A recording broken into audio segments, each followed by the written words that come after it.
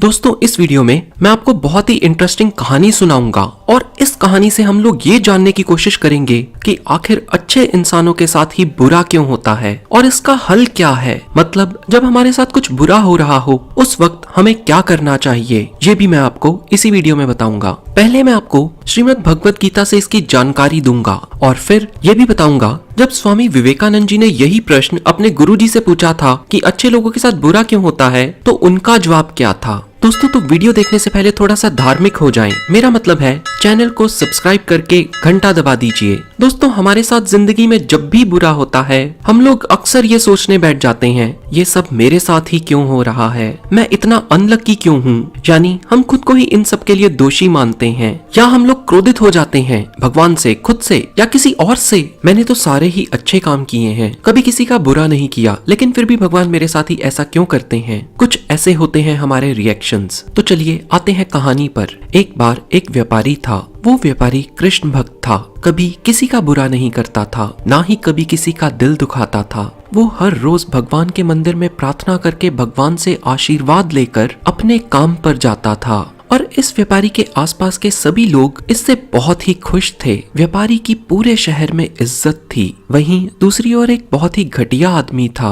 वो भी उसी समय मंदिर जाता था जिस समय व्यापारी मंदिर जाता था, पर वो मंदिर में आकर भी लोगों को और जानवरों को दुखी करता था। वो जानवरों पर पत्थर मारा करता था, वो जुआ खेलता था और शराब पीना तो उसका रोज का काम था। जहाँ पर व्यापारी का जीवन मंत्र था चल सुबह जल्दी उठ के मंदिर होकर आ और प्रभु का नाम जप कर आगे बढ़ता जा, और इस नीच व्यक्ति का भी एक जीवन मंत्र था और वो था चल सुबह जल्दी उठ के मंदिर होकर आ, नंगे पांव जाकर चप्पल उठाकर ला। नीच व्यक्ति मंदिर में भी चोरी करने से बाज नहीं आता था और लोगों की बाहर रखी चप्पलें तक उठाकर चंपत हो जाता था। एक दिन खूब बारिश हो रही थी और मंदिर में कोई भी नहीं आया था। नीच व्यक्ति ने देखा मंदिर में तो कोई भी नहीं है। पंडित जी की नजरों से बचते बचते वो मंदिर में रखे सारे पैसे लेकर चंपत हो गया और थोड़ी देर बाद व्यापारी भी मंदिर में आ गया और इस चोरी का इल्जाम इस व्यापारी पर लग गया। लोगों ने व्यापारी को खूब जलील किया,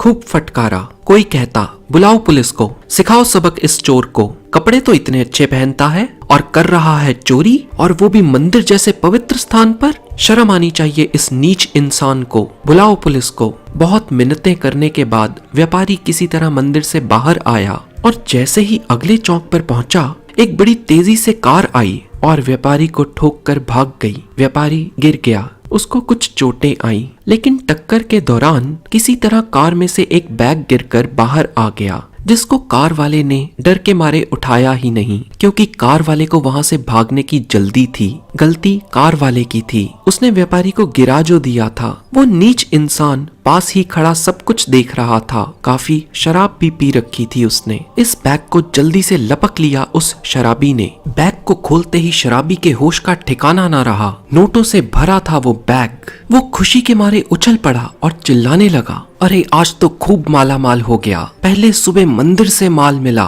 और अब ये पैसों से भरा बैग, मेरी तो लॉटरी ही लग गई। ये सुनकर व्यापारी सारा खेल समझ गया। व्यापारी उस समय तो चुप ही रहा, पर जब घर गया तो गुस्से में भगवान की सभी तस्वीरों को उतार दिया। आज व्यापारी की जिंदगी का सबसे बुरा दिन था। व्यापारी ने अपनी बीवी और बच्चों को बुलाकर चिल्लाकर कहा, खबरदार, आज से इस घर में किसी ने भी भगवान का नाम लिया, कोई भगवान नहीं है इस दुनिया में, सब पाखंड है। भगवान जैसी कोई चीज होती ही नहीं है, सब मन का वहम है। और अगर भगवान होते तो वो इतना भी नहीं देख पाते कि मैं चोर नहीं हूँ और वो पाखंडी इंसान चोर है। मैंने कभी किसी का बुरा नहीं किया और मेरी जिंदगी में इतना जहर और उस नीच इंसान के लिए पैसों से भरा बैग, घोर अन्याय है ये।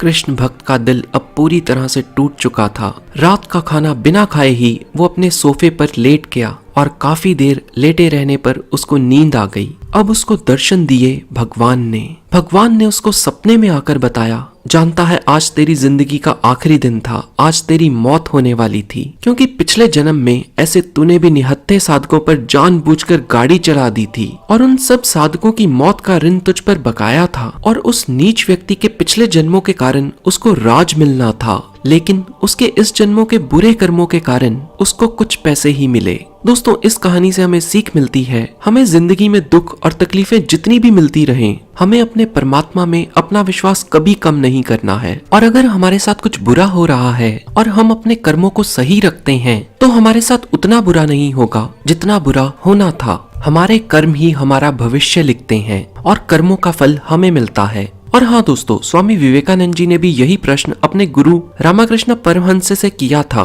कि अच्छे लोग जिंदगी में परेशान क्यों रहते हैं। तो रामकृष्ण परमहंस जी ने जवाब में कहा था, हीरा रगड़ खाए बिना चमकता नहीं है और सोना तपे बिना चमकता नहीं है। अच्छे लोग दुख नहीं भोगते, वो तो भगवान की परीक्षा देते हैं। और ये जिंदगी के तजुर्बे ही हैं जो लोगों को बेटर बनाते हैं, बिटर नहीं, यानी कड़वे नहीं है ये दुख। फिर स्वामी विवेकानंद जी ने सवाल किया था, क्या आप कहना चाहते हैं कि ये तजुर्बे अच्छे हैं? तो रामकृष्ण परमहंस जी ने जवाब में कहा था, हाँ, ये तजुर्बे एक टीचर की तरह हैं। जिंदगी तुम्हें पहले एक टेस्ट देती है और फिर एक लेसन देकर जाती है। दोस्तों, कितनी सच्चाई है इस बात में। पहले तो जिंदगी तुम्हें टेस्ट देती है और फिर एक लेसन देकर जाती है। इसके बाद स्वामी विवेकानंद जी ने सवाल किया, इतनी कठिनाइयों को संभाल पाना भी मुश्किल हो रहा है। तो रामकृष्ण परमहंस जी ने जवाब दिया, आंखें केवल दृश्य देखती हैं, दिल रास्ता बताता है, इसलिए अपने अंदर झांक कर देखो। परेशानी का हल बाहर से नहीं अंदर से मिलेगा। फिर स्वामी विवेकानंद जी ने सवाल किया, क्या असफलता दुख नहीं देती? इस पर रामकृष्ण परमहंस जी ने जवाब दिया, सफलता या असफलता दूसरे देखते हैं, इंसान खुद तो केवल अपनी संतुष्टि देखते हैं। और फिर स्वामी जी ने वो सवाल किया जो अक्सर लोग करते हैं, हम हर पल मोटिवेटेड कैसे रह सकते हैं? रामकृष्ण परमहंस जी बताते हैं, हरदम ये देखो तुम कितनी दूर आ चुके हो, ये मत देखो कितनी दूर जाना है।